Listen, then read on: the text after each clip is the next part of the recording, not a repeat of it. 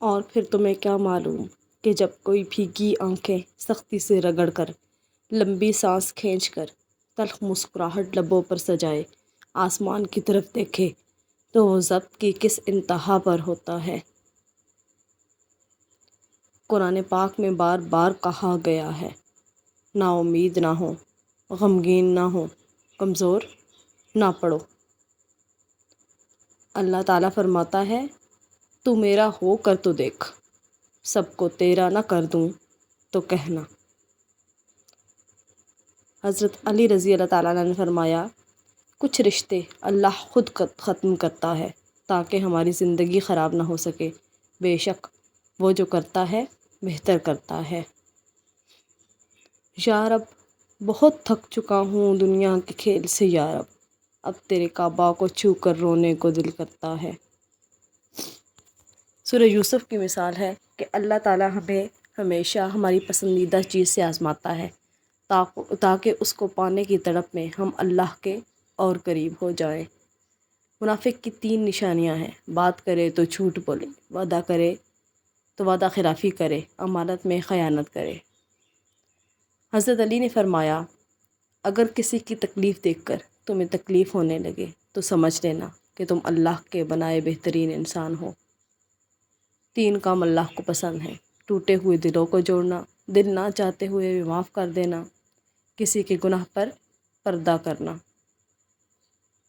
ایک مرد کی آدھی خوبصورتی تو اس کی زبان میں ہوتی ہے اور آدھی اس کی وفا میں ہوتی ہے۔ کچھ لوگوں کو پچھتاوا بھی نہیں ہوتا اور ہم سوچتے رہتے ہیں کہ شاید کسی وقت انہیں احساس ہوگا اپنے منفی رویے کا، لیکن ایسا نہیں ہوتا۔ یہ پچھتاوے بھی ظرف والوں کے لیے ہوتے ہیں، بے حس لوگوں کے پاس صرف اپنا آپ ہوتا ہے۔ کیا مرد کی اتنی وفا کافی نہیں کہ وہ 4 کا قانونی حق رکھتے ہوئے بھی زندگی ایک پر گزار دیتا ہے؟ اپنی بیوی کو راضی اور خوش رکھو، کیونکہ قیامت کے دن وہ تمہارے حق میں گواہی دے گی۔ بہترین میاں بیوی کی سب سے بڑی خاصیت یہ ہے کہ وہ آپس میں اختلافات اور ناراضگی کے باوجود ایک دوسرے کا خیال اور فکر کرنا نہیں چھوڑتے۔